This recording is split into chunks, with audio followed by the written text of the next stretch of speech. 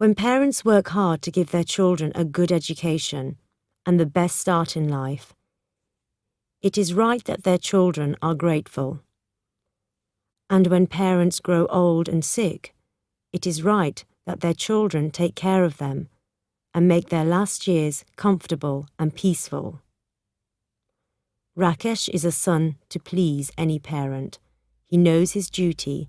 He knows what is right.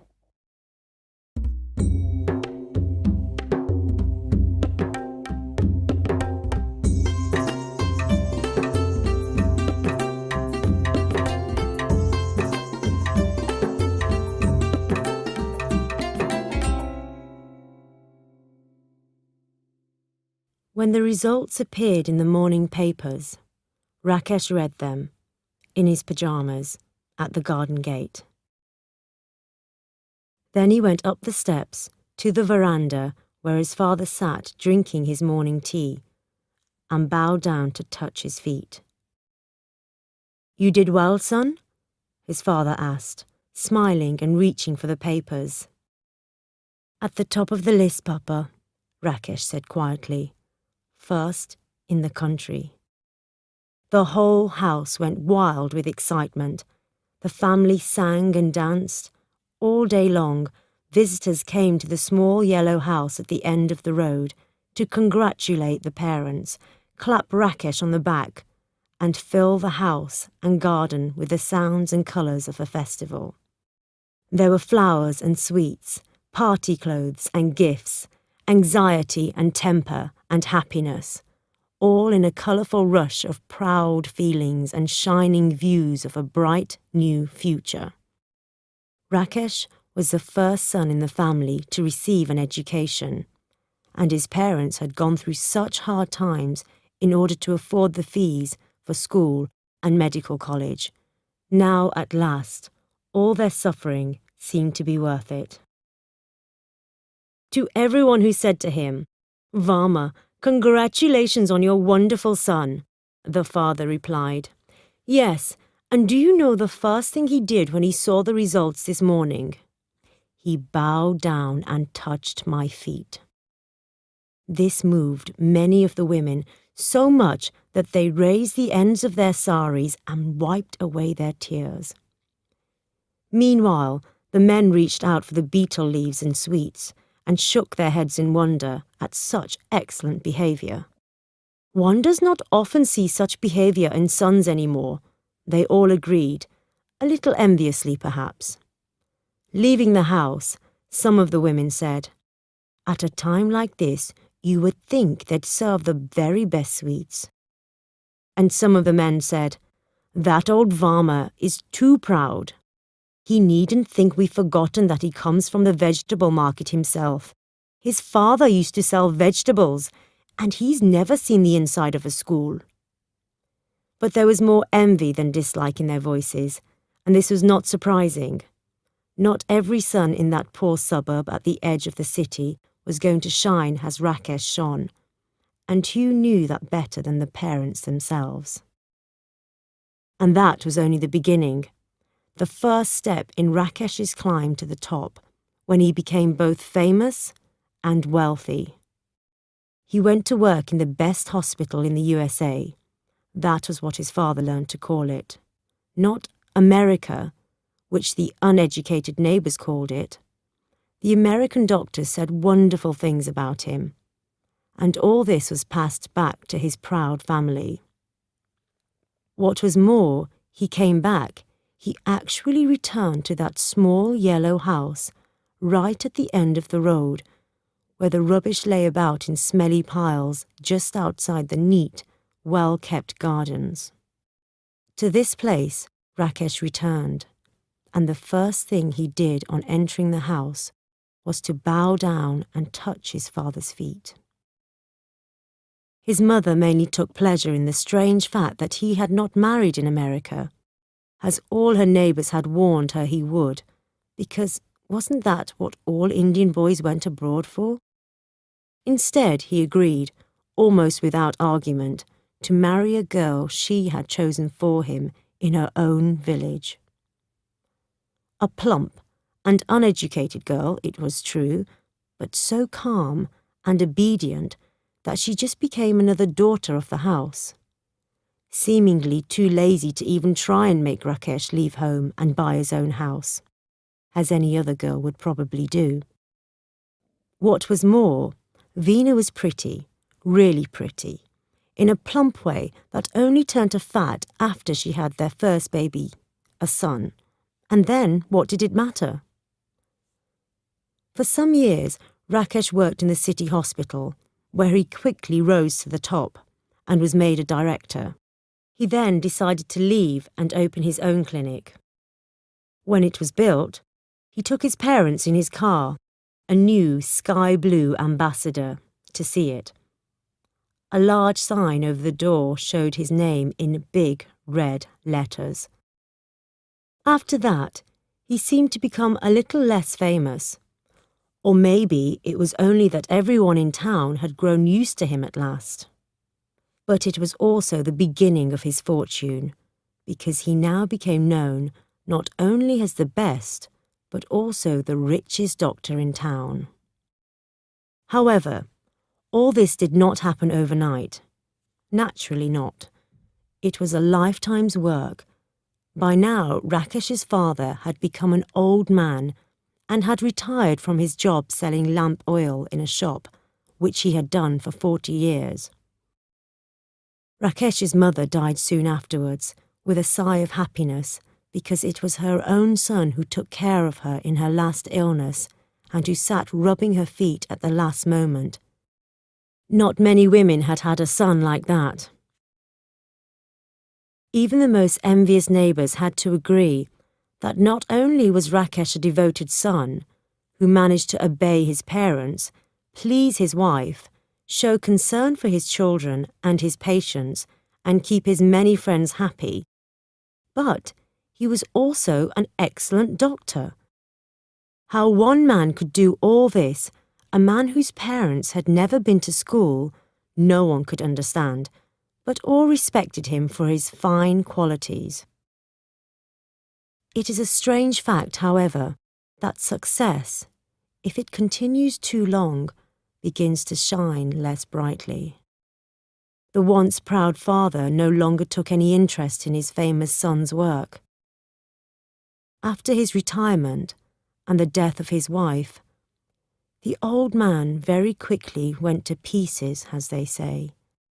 He fell ill so often and with such mysterious diseases that even his son no longer knew whether he was ill or just pretending in order to annoy everybody. He sat on his narrow bed for most of the day and developed another annoying habit of stretching out and lying absolutely still, allowing the whole family to think he was dead. And then suddenly sitting up and spitting out a big mouthful of beetle juice at them all. He did this once too often. There had been a big birthday party in the house for the youngest son, and the celebrations had to stop suddenly when Veena discovered, or thought she discovered, that the old man, stretched out on his bed, was dead. The party broke up and the laughter turned to tears, until the old man sat up and Veena received a mouthful of red beetle juice right on the front of her new sari. After that, no one much cared if he sat up on his bed, spitting, or lay down flat, grey as a dead man. Except, of course, for that jewel among jewels, his son Rakesh. It was Rakesh who brought him his morning tea and sat on the edge of the bed in his pyjamas to discuss, or rather, read out the morning news to his father. It made no difference to him that his father's only reply was to spit. It was Rakesh, too, who, on returning from work at the end of the day, persuaded the old man to come out of his room and take the evening air in the garden on the veranda. On summer nights he ordered the servants to carry the old man's bed onto the grass, and he himself helped his father down the steps and onto the bed for a night under the stars. All this was very pleasant for the old man. What was not so pleasant was that Rakesh even began to control what his father ate. One day, the father ordered Veena to make suji halwa, a rich sweet, and was really sick after eating it. Later, Rakesh marched into the room, not respectfully, but with the confidence of a famous doctor, and said firmly, "No more halwa for you, Papa. We must be sensible at your age. If you must have something sweet, Veena will cook you a little kheer. That's light, just a little rice and milk. But nothing fried, nothing rich. We can't have this happening again." The old man, who was feeling weak after a day's illness, opened his eyes wide at these words. He stared, shocked at his son. He couldn't believe what he had heard. A son who actually refused his father the food he wanted? No, that was impossible. But Rakesh had turned his back and did not notice his father's look. Veena went silently out of the room with a secret smile that only the old man saw and hated. Halwa was the first thing to go. Soon, everything fried was forbidden, then everything sweet, and finally, everything. Everything that the old man enjoyed. The meals that arrived for him twice a day were simple, to say the least. Dry bread, boiled vegetables, and if there were a bit of chicken or fish, that was boiled too. If he called for some more, Rakesh used to shake his head sadly, saying, "Now, Papa, we must be careful. We don't want another illness, do we?" The old man bribed his grandson to buy him sweets in the market. But Rakesh found out and was violently angry with him. The old man sighed and lay down in his dead body position, but that worried no one any longer. There was only one pleasure left to the old man now. His son's early morning visits and readings from the newspaper could no longer be called that. His visits from neighbours. Old Bhatia, from next door, sometimes came to see him. If Rakesh were at home, he used to help his father into the garden and leave the two old men under the tree, chewing betel leaves and discussing their illnesses enthusiastically. "At least you have a doctor in the house to look after you," sighed Bhatia one day. "Look after me?" cried Varma, his voice breaking with anger. He does not even give me enough to eat." "What?" said Bhatia. "Doesn't give you enough to eat? Your own son?" "My own son. If I ask him for one more piece of bread, he says, 'No, Papa. I have weighed it myself and I can't allow you any more.' He weighs the food he gives me, Bhatia. That's what it has come to." "Never," said Bhatia in horror. "Is it possible, even in these terrible times, for a son to refuse his father food?" "Let me tell you," Varma whispered eagerly. "Today, the family was having fried fish. I could smell it. I called Veena to bring me a piece. She came to the door and said, 'No.'" "Said no?" Now it was Bhatia's voice that broke. "No?" "She said no. Rakesh has ordered her to give me nothing fried. No butter, no oil." "No butter, no oil? How does he expect his father to live?" "That is how he behaves. After I brought him up, gave him an education, made him a great doctor." "Great doctor!" "This is the way great doctors behave to their fathers, Bhatia." But complaining to an old friend like Bhatia did not help much. Varma was now eating so little that he soon became really weak and ill. Rakesh made him take all kinds of medicine instead of the natural foods that Varma wanted. The old man began to feel frightened and helpless. He begged Rakesh not to make him take any more medicine. "Let me die," he cried. "It would be better. I do not want to live if all I get to eat is your medicine." Papa, be reasonable. I leave that to you, the father cried. Let me die now. I cannot live like this.